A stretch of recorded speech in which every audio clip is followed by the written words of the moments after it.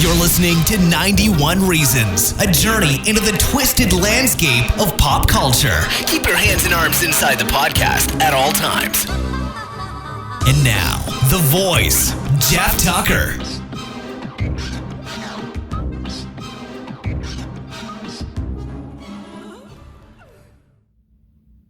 Well, it's never a dull moment in the fast food adventures of me. Two really good ones this week.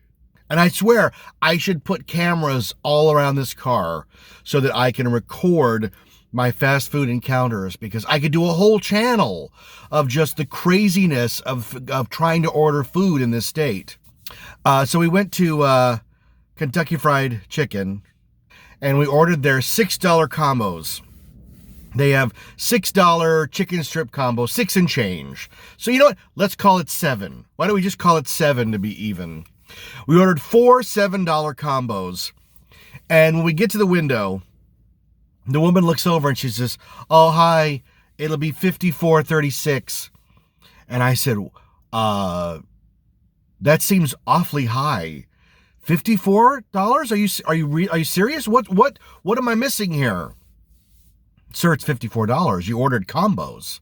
I said, "Yes, I ordered 4 $7 combos, so it should be about $28 and change." "Sir, it's $54. I said, I'm not paying $54. I'm not handing you a dime until you go over in the register and figure it out." So she just looks completely perturbed at me. So she goes back to the register and she's like, and she goes, "Oh, I'm sorry. It's $45. And I said, no, not, there's something going on. And Rachel's sitting in the passenger seat going, it's too high. And I said, well, let's just relax, everybody. How much are the combos? Are they $11, $12? And she says, hold on. I said, they're about $7. They would be $30 on the high end. $30 on the high end. Not 54, not 45. So she runs the numbers again. And she goes, it's going to be 28 something. And I said, well, that seems more in line. So we hand her the card. Because, you know, when you hand your credit card over, God knows what they charge on it. I mean, you don't have any idea. And I'm guessing most people who are not as idiotic as me just hand the card, get the receipt, throw the receipt, put the food, and drive off. And I'm always like, whoa. I know in my head how much it should cost. I know I have a ballpark figure. So if it's way above that, the red flag goes up. Whoop. And the red flag, I mean, it was double. And I thought, well, maybe she's charged us for buckets of chicken strips or something and not the chicken strip meals that are $7. So she hands the card back in the receipt, and we check the receipt because at this point you have to. You have to check the receipt. And we get the food, and I look over, and the window is closing, and I said, it wouldn't kill you to say, hey, sorry about the confusion or anything like that. I said, no offense, lady, but you were trying to double charge me for this food. And she just closes the window. You're done. Sucker, get out.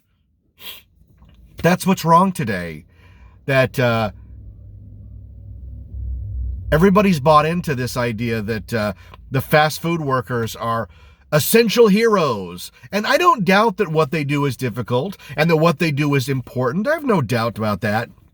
But throwing this word hero at everybody, like she's a hero and I'm just a schlub. I'm just the schlub buying the chicken. So just shut up, sir, and buy your chicken.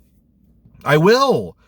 I'll shut up and buy the chicken if you're charging me the right price. And she wasn't charging me the right price. And now I won't go to that Kentucky Fried Chicken for a long time.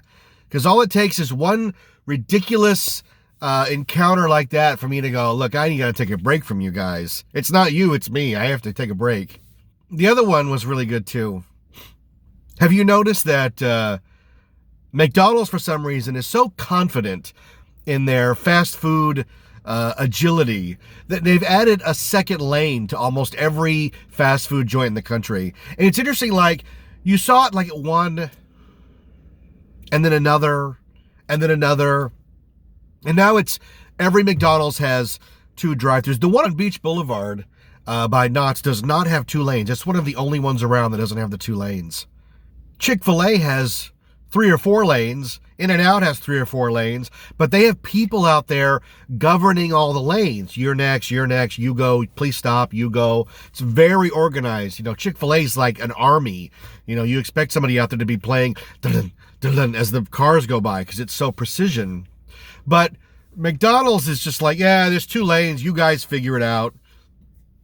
We'll get you when we get you. And I know from Luna working there that the McDonald's menu takes a picture of your car. So they're not just going on your voice or what you ordered versus they're actually, the monitor blinks up a little picture of your car. Bet you didn't know that. And so when you get to the window, they see your car and then your order comes up so they don't give you that particular order. That's all fine. If you've figured out a way internally to deal with the 2 lanes that you've added, that's great. But outside, it's a free-for-all. So we took the inside lane, not the outside lane, and we ordered, chicken nuggets or something. And we got stopped because there's a car right in front of us. And when that car sort of inched up, the other one left no room and just inched with him. And I thought, okay, so I'll be next. And then the next car inched up with them too. And I said, Rachel, that's 3 cars now. 3 cars have gone by and I can't get out. So the next car starts inching up. And I said, I'm trying to be really polite, because with everybody so on edge, you don't know who the person you're dealing with, whether they're going to snap or not over something that you think is innocuous. Like, I'm reasonably confident that it's my turn to go in the drive-thru. It's my turn to go. I've let 3 cars go. It's supposed to be like a zipper, 1 and then 1 and then 1 and then 1, and then nobody does that. I'm screw you, sucker. I'm getting up to the window. And so I start easing out because literally it's my turn to go. And this woman, she's not going to let me out. She's not going to let me out of the drive-thru to get my food. So I said, Rachel, can you roll the window down and ask her why she's inching up on me when it's clearly not her time to go?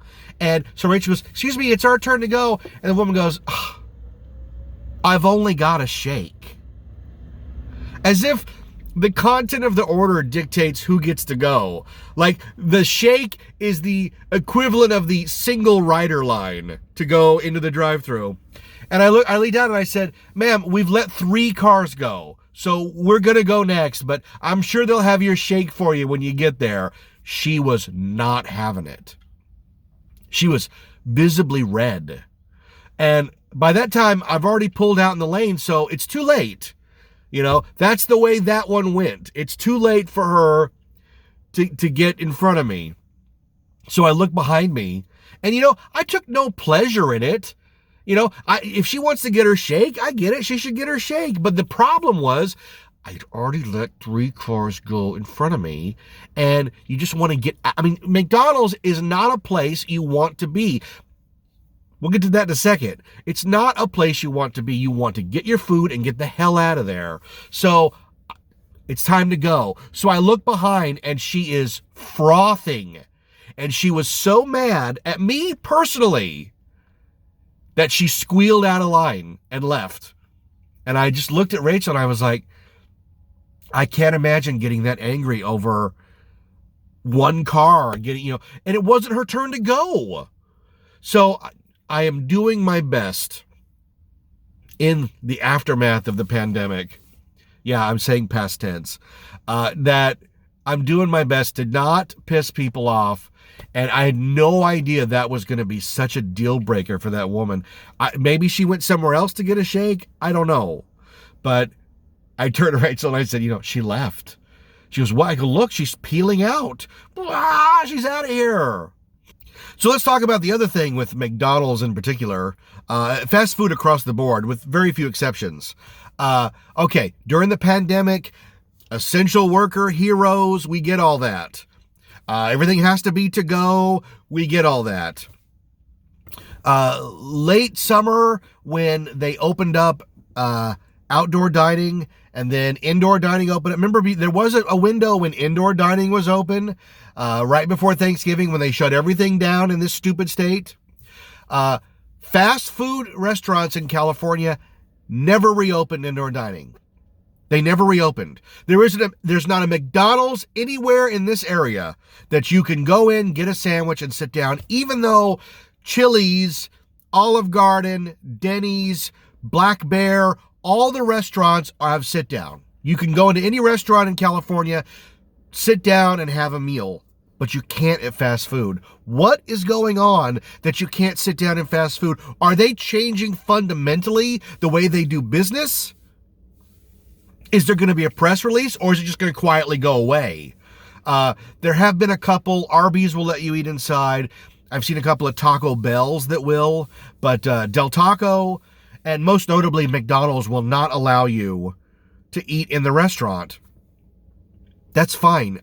I'm not really interested in eating at McDonald's. It was never that pleasant to begin with. The only reason to ever eat at McDonald's with a family of 5 like I have was you could get a couple of drinks and share them and refill, and that's going to save you a little bit of dough.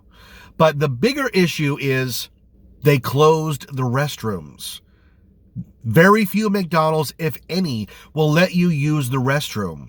And McDonald's used to be a place, because, gas stations, forget about it. It used to be when I was a kid, you pulled up in a gas station and you used the restroom. And then later in the 80s, you pulled up in the gas station, you got the key on the big stick, and you used the restroom. Most gas stations shut their restrooms down when, the homeless people went in and crapped all over the walls. But McDonald's was the last bastion of, you could pull in, if they make you buy something, you buy $1 soda, and you could use the restroom. Because out and about, there's no place to go to the bathroom. In California, Target, Walmart, that's it. The restaurants, you could probably go in, but, they're going to give you the stink eye, like he's not here to order, only to use the restroom. You go into McDonald's. And they don't even, you could say like, look, I'm going to go use the restroom, then maybe I'll order something. Oh, I changed my mind. I'm going to the car. That's too much work. They never cared. But now the restrooms are either, they have a keypad on them, which they installed to keep the homeless people out. Or if they don't have a keypad on them, they're physically blocked with trash cans and you can't get to the restrooms. I saw a trucker being interviewed, and he says, I go from one end of this country to the next, and I'll tell you the worst thing in the pandemic, there's no place to go piss, no place to go. And he said that right on the news. I was like, you go, man. Yeah, there's no place to go. Every restroom at every fast food joint is closed. And I get here in California, you have a major problem with homeless people going in and either shooting drugs up or crapping on the walls or taking a shower or a bath in there. I totally get it. But it is rough for people who are out on the road and you gotta go. So I now have to map out where are the Targets. And it's not, you can't just run into Target and run out. It is usually a deal. And some Targets, the restrooms in the back. It's a whole thing. And I know I've talked way too long about restrooms, but it is a thing. And here's what'll happen. McDonald's will seal off all of the dining rooms and they'll go back to their 1950s operation model where they're just a drive-in or drive-up. You get the food, you get out. We don't want you here. We don't want you here at all. And then a couple of years from now, one of the franchises will open a indoor seating restaurant, and people will go back to it and they'll go, oh, I forgot about this. This is a whole revenue stream we're not dealing with. Oh, then the other ones will do, and then it'll be a cycle all over again. But in the here and the now, not having fast food dining room restaurants open, it's terrible. And if go into a Jack in the Box here in California, Jack in the Box, they're all like, they look like the end of E.T. There's plastic everywhere and caution tape and big signs, no seating, no seating. Even a nice place like Raising Cane's, all their tables say no seating. And last time we went to Raising Cane's, they wouldn't even let us order in the restaurant. The lady walked over and she said, there's too many people here. Everybody has to go outside to wait. We had to wait outside, and I looked at her and I said, this is not April 2020. I said, it's April 2021. You have a much higher allowance of people in the restaurant. You just have to wait outside, sir. I'm like, well, you're lucky my kids like this stuff, or I wouldn't come here. I said, I'm not interested in getting thrown out when you won't even let me eat in the restaurant. So what are we doing here? We're playing all these games, silly, stupid games about fast food and eating inside the restaurant versus eating outside, or not eating at all. McDonald's doesn't even have outside seating. Well, let's talk about Falcon and Winter Soldier.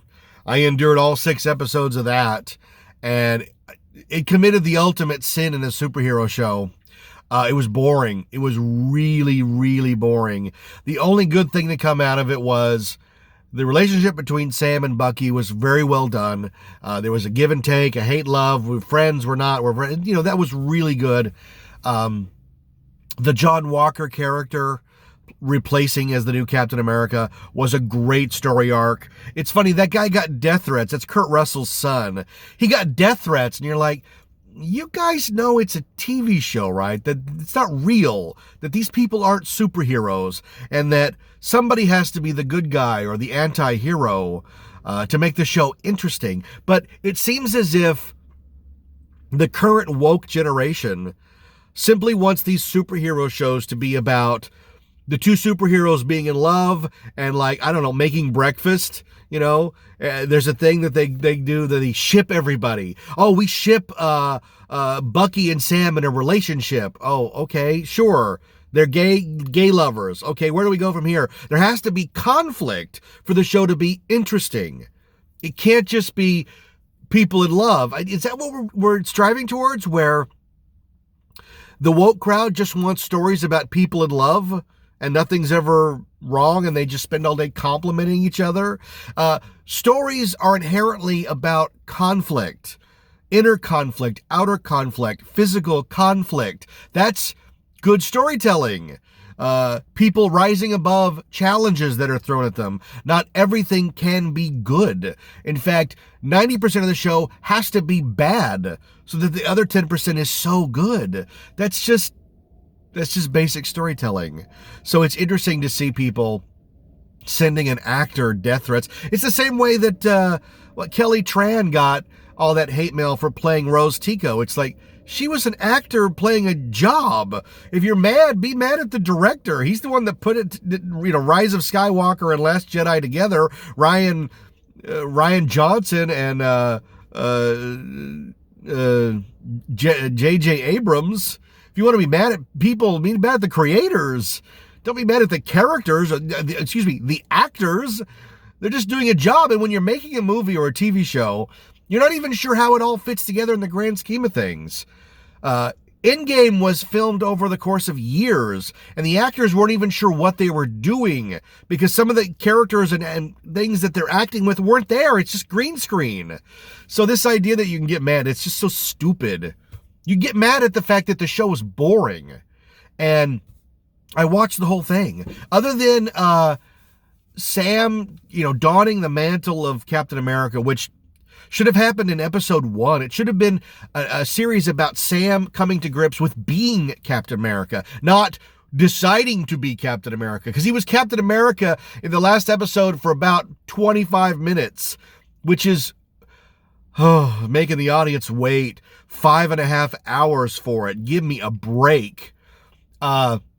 The other story arc was John Walker becoming U.S. agent, who's like an anti-Captain America. That was all well and good, but the story itself of the Flag Smashers and the repatriation committee was just, it was bland. Now, here's the thing.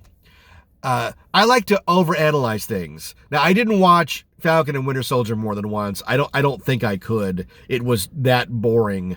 There were long stretches where nothing happens. Like, Bucky's story arc is that he's trying to make amends with all the people that he wronged while he was the Winter Soldier, which, that was years ago. We're still doing this thing. The Winter Soldier, just end it. Just end the Winter Soldier and make him Bucky. Should have been Falcon and Bucky, or I don't know. I mean, people know these characters is one thing, but in the course of the show, maybe that's the point, and I missed it, was that the Falcon and the Winter Soldier title was going to be null and void by the end, because by the end they were going to be Captain America and just Bucky, because he had finally, donned the mantle of Captain America and then buried the persona of the Winter Soldier completely. But the plot of the show is that after everyone came back, after the Thanos victory, after, they beat Thanos and brought everybody back, that there's a global organization trying to fix all the borders and fix all of the emptiness, because now that everybody's back, they waited until the very end of the show to even say, somebody moved into a house, and then 5 years later, the original owners of the house came back, and now they want their house. And you're like, this is why superhero shows are supposed to be light and airy and not grounded in reality, because once you ground them in reality, you are stuck. Do we really want a show about the paperwork of the aftermath of a superhero battle? Is it they did that on ABC? There was a television show about an organization that cleans up when the superheroes are done, and it didn't last very long, because you know what? That's boring. That's mundane. That's what we do every day. Do I really want to watch a TV show about H&R Block? No, I don't. I don't know, Jeff. We can make a good. No, Well, you didn't think you'd like a show about Storage Wars, but no. Please, no more mundane. Not when it's in the superhero genre. It should be big stories, big stakes, and big outcomes with big repercussions. And both Marvel series, none of that. You heard my rant on WandaVision. This one may not have been their fault, but it was the show was delayed. It was supposed to premiere last year, but when they were in post-production, they had a big problem, and I'll get to that in a second. So the Flag Smashers are this terrorist group that want to stop the repatriation and all the reorganization of the borders and the wealth and the property. So they're stealing food, because the Flag Smashers, they don't even do anything terrible until many episodes in. They blow up a building with some security guards in it, some soldiers. And at that moment, they become irredeemable bad guys. They've killed innocent people in the pursuit of whatever their goal is. And it's never really clear what their goal is. The show has all these big monologues about big ideas and fighting among the factions, but no reason why they're fighting or what manner they're going to fight. If the Flag Smashers are just stealing food, then you wouldn't call in members of the Avengers to stop them from stealing food. You would call in members of the Avengers to give them food. Hey, Avengers, yeah, the Flag Smashers are stealing food, so if we could just give them a bunch of trucks of food, they would stop stealing food. There'd be no danger. All right, trucks are coming up. The problem solved in a phone call. In a phone call, it's solved. They're not trying to, is the Repatriation Society the bad guys? I never got that sense. There was never any room where they were meeting we're going to take the property away. There's none of that. They don't even meet till the last episode for a second in yet another ripoff of Doctor Strangelove. There are other ways to meet than a circular table with a light on top, guys. Just heads up. They always steal from Doctor Strangelove. But here's the thing, and it took some digging to figure this out. It's the same digging I did with Rogue One. Because remember, after Rogue One, I had to go and see it again because I was thinking at home, why do I dislike this movie so much? It's a well-made movie. Because the trailer is a different movie in Rogue One. A completely different movie. Now, the problem with Falcon and Winter Soldier is that they finished filming the whole show, and then the pandemic hit. So the plot of the show originally was that the Flag Smashers had stolen or were going to steal or had in the process of stealing a virus. and they were going to let the virus loose on the planet to kill half the population and reset the world back to when Thanos snapped everybody away. That's a great plot. Not so much in a year with a pandemic. That's the problem. So when they discover that the Flag Smashers are so vile, they have to go and get Baron Zemo out of prison to help them. I kept asking, why? What is the problem? I'm lost. And it's not until you factor in that they had a virus they were going to release I don't know how they were going to do it, but then the stakes get raised really high. And you have a moment where the Falcon is pleading with Carly, the head terrorist, to not do this. Please don't do this. Because the scene in the show where he does that, you're left wondering, what is he pleading with her not to do? Fight? Over what? A truck of food? What exactly are we doing here? They pulled some crap out of their rear end for the finale where they're going to kidnap all the members of the Patreon Society, the Repopulation Society. Okay, they're going to kidnap. To what end? To make them stop? No one would do that. The show was really half-baked. It was missing all of the danger, all of the suspense, because there was never any threat. They're just people who can hit hard. And there's all this subplot with somebody called the Power Broker. And you know that it's going to be the Carter girl from Civil War. There's no other characters left. There's no other characters left to be the character but her. So it's the Roger Ebert process of elimination. They're not going to introduce another character, so it's somebody you've seen and who hasn't been assigned a role that, oh, what a shock. She's the Power Broker. And so they're super soldiers. Carly and team are super soldiers, and you can't beat them up, but you can shoot them. Did they ever try to shoot Captain America? Am I missing something between them taking the super serum and then Captain America, Steve Rogers taking the super serum? I'm not really that steeped in Marvel lore. I mean, I read the comics as a kid, but I'm not, I know a guy, Scott Tipton, who's like, he's known as the professor. This guy knows everything about comics. He could explain it, and he probably has in much better detail. But losing the virus plot of Falcon and Winter Soldier just derails the whole thing because there's no stakes. There's no stakes. So what did they do? They tacked on this kidnapping plot. They brought all of our characters to New York for the kidnapping plot using cell phone tracking. It was so dumb. It was so silly. So 90s, actually. And there's a big dukaroo. Characters are fighting for no reason. The Falcon's fighting this terrorist guy. Why is he fighting him? He should just fly away and go save the hostages. There's no reason for him to fight anybody, other than the show needed a fight. Carly gets killed by the Power Broker because you can just shoot super soldiers. And Carly has killed people. She's an actual terrorist. She wears a mask for some reason.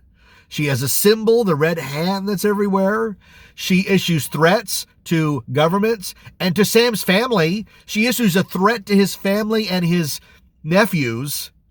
And then she gets shot, and Sam takes her and flies her to the ground like he's an angel. There's a shot where he's holding her in his arms and floating down with the wings. And I went, oh, that's so not subtle, guys. Carly is not an angel. She's not a hero. She killed innocent people who just went to work that day. She threatened people, including the main character's child age nephews.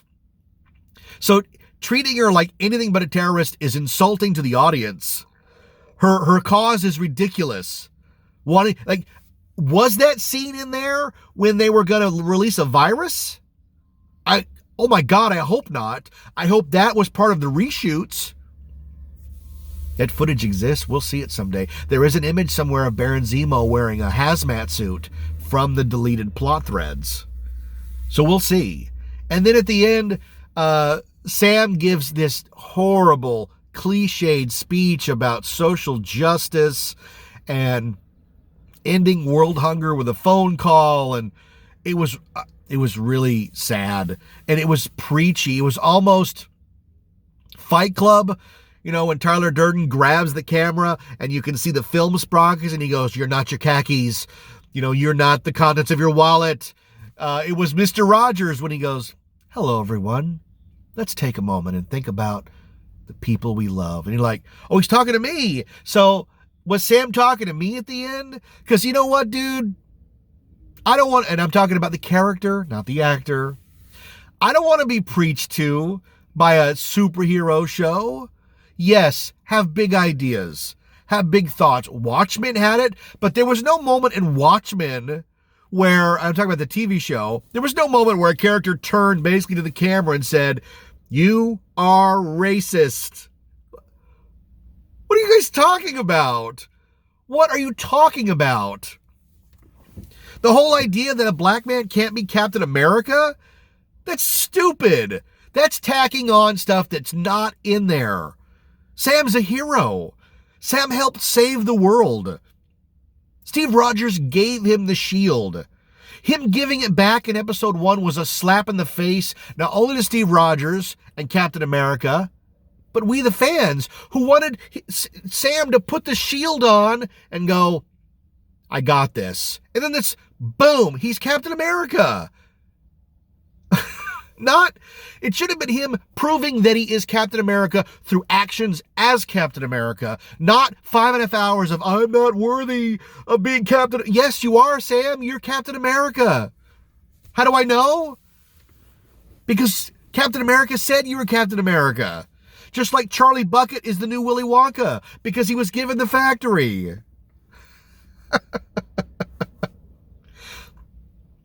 The whole scene of John Walker murdering the Flag Smasher with the shield was supposed to be this big, like horrible scene. Like he's slamming it down. Again, I'll go back to Fight Club. It looks like when the narrator is beating Jared Leto's face in. But here's the thing. In the character in Fight Club, Pretty Face, I think his name is, Jared Leto's character, he hasn't done anything except be pretty. And when he gets beaten to a pulp and disfigured for the rest of the movie, Tyler Durden says to the narrator, talking to himself, "Where'd you go?" And he goes, "I wanted to destroy something beautiful." Well, that means the narrator's an a-hole. Now, in Captain America, Carly and that guy that John Walker murdered killed his best friend Battlestar, threw him against a post and cracked his head that he died. So sorry if he was a little upset and chased after you and killed you. Oh, I know superheroes aren't supposed to kill.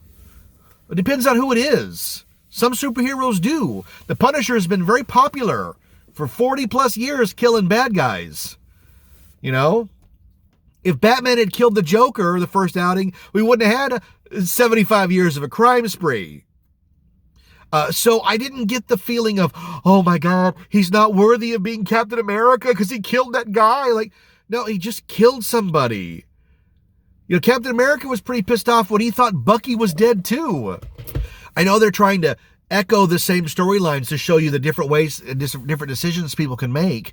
But I wasn't horrified by John Walker's actions. I was like, yeah, well, the guy kind of deserved it. They've blown people up.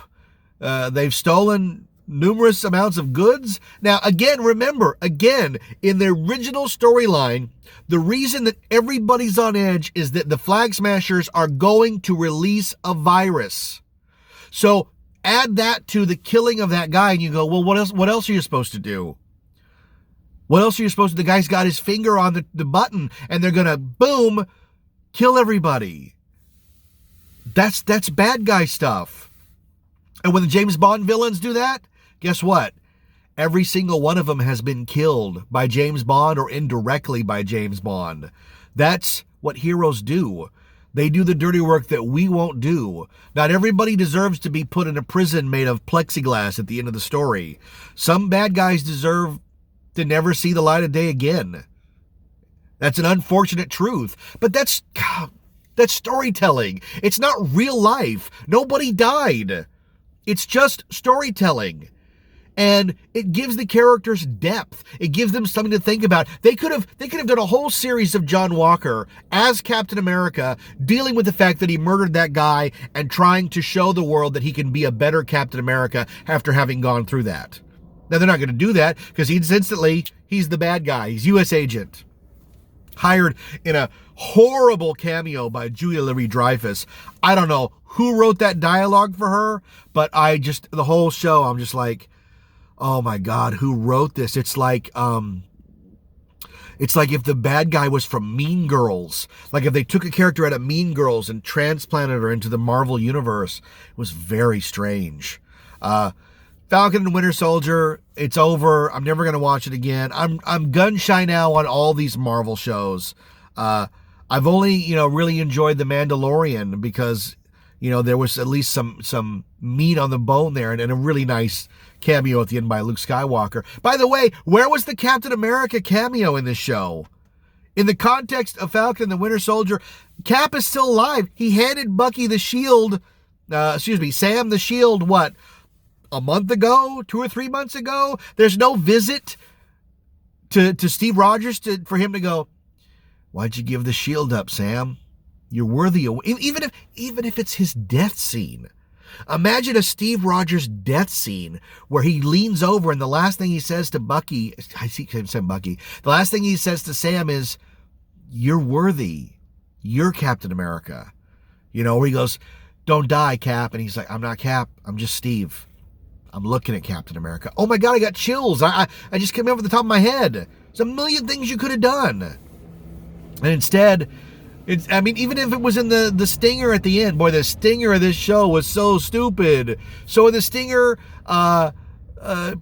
Carter gets her job back at S.H.I.E.L.D. or whatever S.H.I.E.L.D. is now, but she's also the power broker. So she's like, I'm in, and now we're going to have access to all this great stuff. And that's it? That's how you're going to end this thing? Yeah, it was really, it made the biggest mistake of all, the biggest crime. It was boring. It was the Falcon and that's what it was. But it's over. And if you didn't watch it, I just saved you 6 hours. So I was driving in La Habra, and I found a video store that was going out of business. I didn't know this was even left. We had gone to this video store maybe a year ago and marveled at how it was still there. Oh my God. So I thought, let's go check in again. They're going out of business. She only had like a week to go. And she was selling Blu-rays for $1 and DVDs for 50 cents. So of course I bought $100 worth. And then the next day I came back and I bought $100 worth. So I bought well over 200 movies from this store. Most of them have never been watched because people just weren't renting movies the way they used to. I mean, not with streaming, right? But if you read any of the reports, Warner Brothers announced that by 2022 or 23, there will be no more Blu-ray or DVD releases of any of their new products, that they're going to phase out and direct everybody to streaming. So they're going to kill physical media in favor of digital. Digital's very convenient until you want to watch a movie that's not on any platform, which is a lot. Pick 5 popular movies from the 80s, 90s, and early 2000s, and then go on Netflix, and they'll be lucky if you have 2 of them. They just don't have the selection. Netflix is so way into its new content that, they're a new content provider that they also have some catalog titles. Getting catalog titles is a nightmare on streaming services. You end up having to bootleg them to get them. So I enjoy physical media. Also, go on iTunes and buy a movie. That movie is yours until the company that owns it decides it's not yours anymore, and they delete it and they take it from you. They take it from your account and you don't have it anymore. You're not doing that with me. So I have, probably at this point, I have 1,000 discs, maybe more. I buy stacks all the time, especially, I mean, if I go by a swap meet or a yard sale and they're 50 cents, I just buy stacks. So I am putting together my own video store so that when the streaming services collapse, I'll be the only game in town. After the Cola Wars, I'm going to be Dr. Pepper, if you get that reference. So I bought a lot of movies that I wouldn't have normally bought because there's a lot of movies on disc that are really expensive. They have 1 or 2 releases, they're out of print, and the prices are pretty high. So even a movie I'm mildly interested in, I'll look it up on eBay and go, oh my God, it's $30. I can't spend $30 on a movie I've never seen before.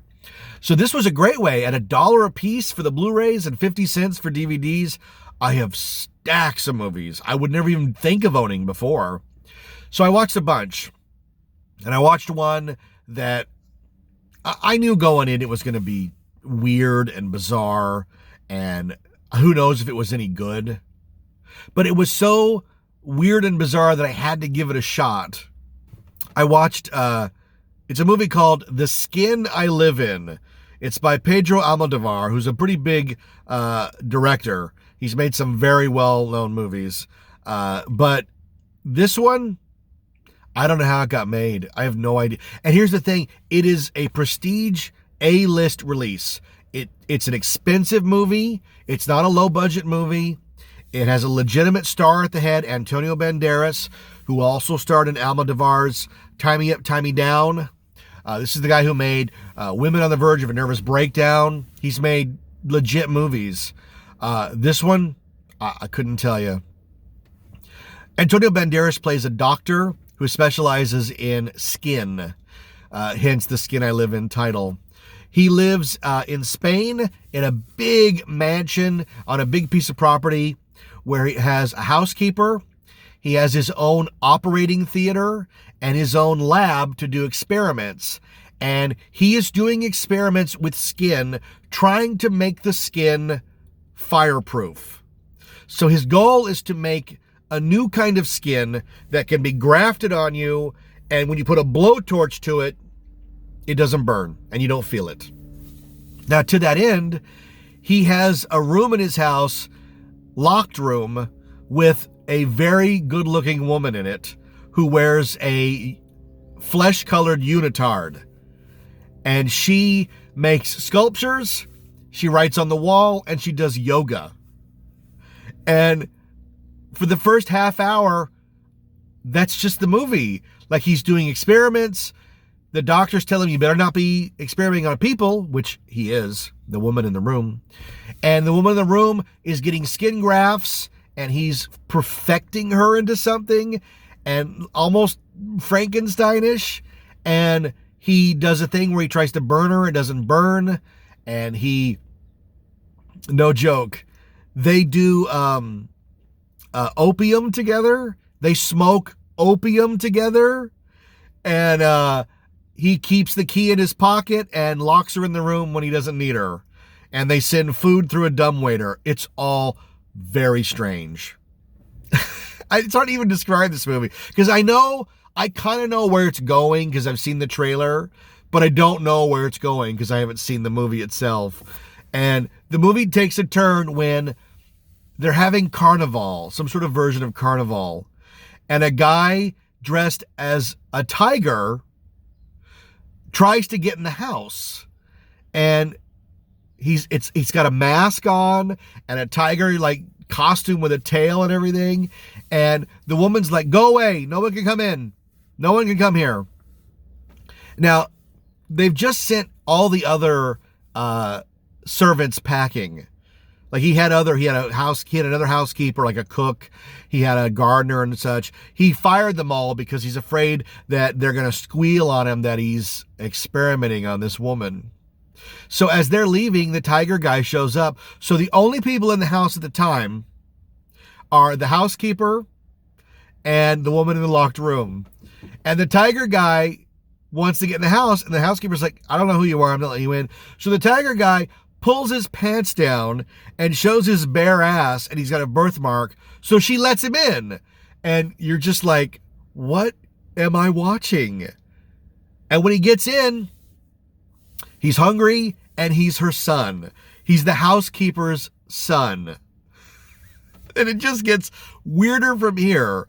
They watch the news, and on the news, guess what? A guy dressed as a tiger robbed a jewelry store. So the tiger guy is on the run from the law, dressed as a tiger. Or, his regular persona robbed the jewelry store, so he's dressed as a tiger to hide from the law. It's all, oh my God. And so she's like, well, you can't stay here. The owner will be home any second now. He's not going to want you here.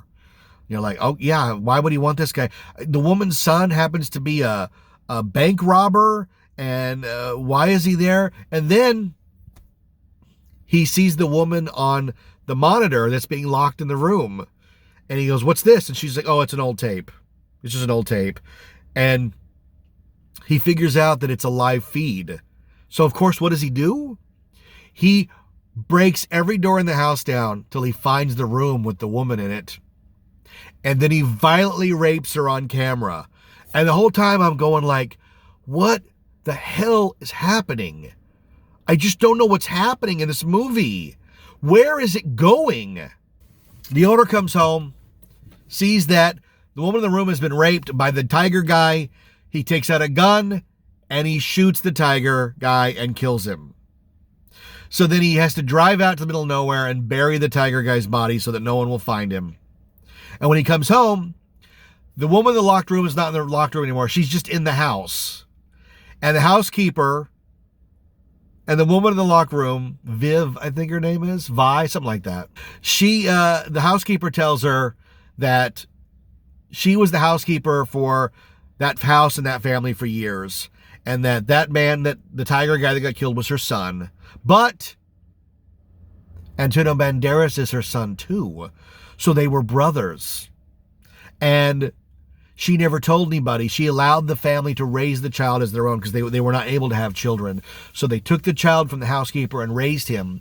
So one brother was raised to be a doctor. The other brother was raised to be a bank robber. Now he's dead in the forest somewhere. And the Antonio Banderas character is here with blood on his hands. And Viv is here and she's no longer in the locked room. So they get in bed together.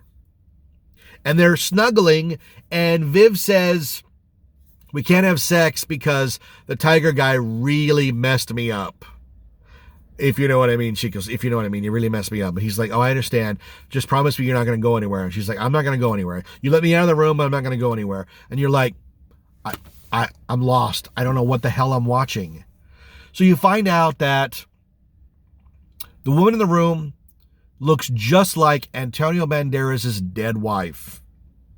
And she's dead because the wife, if I wrote this, people would laugh at me. The wife ran off and had an affair with the tiger brother. They wrecked their car. The tiger brother ran off thinking the wife was dead in the car. Only the car was on fire and she wasn't dead. She was just burnt. So Antonio Banderas devotes his life to healing her. So you're left with this idea that, well, is the woman in the room his wife? And he's been spending all these years trying to give her looks back because she was burnt, but they get rid of that immediately and show you that the wife was fine with the skin grafts until she saw a reflection in the window and she jumped out to her death, suicide. And the little girl, suddenly Antonio Banderas has a daughter. We've never seen her before. She witnessed her mother's death, so she's going crazy too. So the little girl grows up having seen her mother die in front of her. She grows up with severe social anxiety. She's in a mental hospital. And Antonio Banderas decides to take her to a party. Like her big, graduation from the asylum is to go to a party in a big, pretty dress and talk to people and mingle and be normal, quote unquote normal, whatever counts for normal in this movie. So then we cut to somebody we've never seen before. And how we do that is the camera, which has been moving in on Antonio Banderas sleeping, now says present day and goes to the girl Viv. And for some reason, we're in a dress shop and a good-looking young man is doing displays of the dresses, and he's a good salesman, and he's going to a party tonight. And you're just like, what am I watching? What is happening to me? He goes to the party. He does a lot of drugs. And he ends up, all the young people end up out in the garden having sex. Like a lot of them having sex in the garden. But this guy takes Antonio Banderas' daughter. And I guess he's going to have sex with her. It's never really shown if he has sex with her. And later on, when he's asked, he has to admit, I don't think I did. He tries to have sex with her. She's not into it. So he stops, but she gets hysterical. So he smacks her and knocks her out. Now, he didn't rape her. He didn't rape her. It's a little ambiguous. It's like that movie Observe and Report. We're not really sure what's happening. And that's part of like the film's theme, is the ambiguousness of it. So, ambiguousness of it? Did that work? So Antonio Banderas arrives just in time to see the guy sort of cover the girl up and run off on his motorcycle and drive off. And so the next day, the young man is doing dress displays, and he tells his family, look, I got to get out of here, this town. Like, and you're kind of under the impression, like, he's had this experience at the party. He wants to get out of town and start over and just put this behind him. And so that sets up the fact that when he is kidnapped by Antonio Banderas, they might not go looking for him. So he is kidnapped by Antonio Banderas and chained in a stone garage in the middle of nowhere. We assume it's the guy's house. But Antonio Banderas doesn't speak to him, doesn't talk to him, and instead just keeps him chained up, hoses him down once in a while, feeds him, and every time the guy's like, I've done nothing. Why are you doing this to me? Why don't you just let me go? And you kind of know where the movie's going at this point, and you're watching it like, it's really going to go this way? Oh my God. What happens is, remember he has an operating theater in his house? He invites the surgeons over and says, we have a patient who doesn't want anybody to know he's having this surgery, wants to remain anonymous, has signed all the papers, and they give him a sex change operation. The young man becomes Viv. And after many surgeries and many skin grafts and the helmet that is shown in the poster, in the image of the poster, to mold his face into hers, he slowly becomes a woman. There's nothing graphic shown in the movie. It's all implied, but it's still very scary what is happening to this poor man and what he's forced to do to become a woman. And they show some of the exercises and stuff, and you're like, oh, this is... Nothing he did is worth what's happening to him. It does not equal out. Certainly not knowing what's eventually going to happen to him. He completes the transition into becoming Viv, the woman. They switch actors out. And you're left with this idea, like, for a long time, 6 years, I think it's gone on 6 years in that room, that he has become she, and she has accepted who she is. And that's why when we cut back to them in bed, you're like, are they a couple now? Are they now together? She was raped by the tiger guy because the tiger guy thought it was the wife back from the dead, that he had saved her. But it was just, his project to turn this poor man into the visage of his dead wife.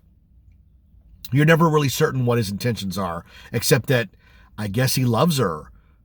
And they bond over this horrific rape and are going to build a life together. I don't know. It's very strange. So the next day, she's no longer locked in the room. That's her past. Her future now is she's his girlfriend. So they go out shopping to buy lots of women's clothes because she has no women's clothes at this point. She just wears this unitard the whole movie, but she's going to wear women's clothes. And while she's gone with the housekeeper, one of the doctors shows up who helped with the surgery, and he's got a newspaper, and he's like, look, this guy's missing. This is the guy we operated on. You're doing something underhanded, and we know what you're up to. And Banderas he pulls a gun and he goes, you get out of my house. I don't know. You never come here again. At that moment, Viv shows up. And the audience is expecting Viv to go, thank God you're here. This guy's crazy. He turned me into a woman. You were one of the surgeons who did it to me. You know what he did. Call the police. And instead, Viv goes, I'm here because I want to be here. I came here of my own free will, and you should leave and never come back. And the guy's like, whoa. Okay, so he leaves. And so that night, they're together. And the one thing Banderas never counted on was Viv saw the gun in the drawer, because Banderas pulled a gun on him. So she gets up, she runs downstairs, she gets the gun, she goes back upstairs, and she blows him away.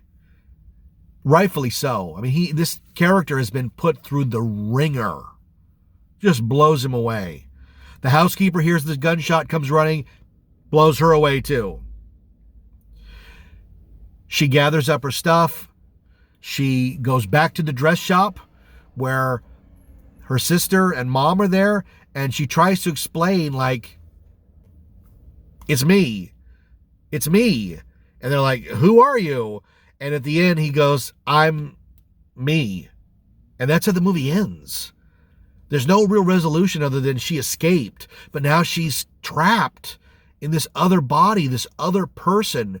And not just the sex change, but the face change and everything. It's a scary, scary movie. Would I watch it again? No, I have no need to watch it again. It's quite valuable as a Blu-ray, so I listed it on eBay. I'm not interested in, I don't even need it in my collection because I would never watch it again. It was a very strange, strange movie. And I wonder, it was made in 2011, released in 2011. I wonder, with all of the discussions these days about gender and how many genders there are and gender fluidity, could a movie like this even get made now? Or would people just freak out? Now, no one freaks out because no one's heard of this movie. It's lost to the memory hole, they say. But it does exist. And it is in collections. It's almost keeping in a collection as an oddity. Like, man, you ever seen this thing? This is crazy. But I think that I would love to hear a woke person, their take on it. What is their, I mean, my take is on it from a movie-going point of view. And from a movie-going point of view, it was scary, but it never really had any through line. Like, the bad guy does this terrible thing, he dies, and then the victim is left to just deal with it. But that's The Skin I Live In with Antonio Banderas. You ever seen a movie like that?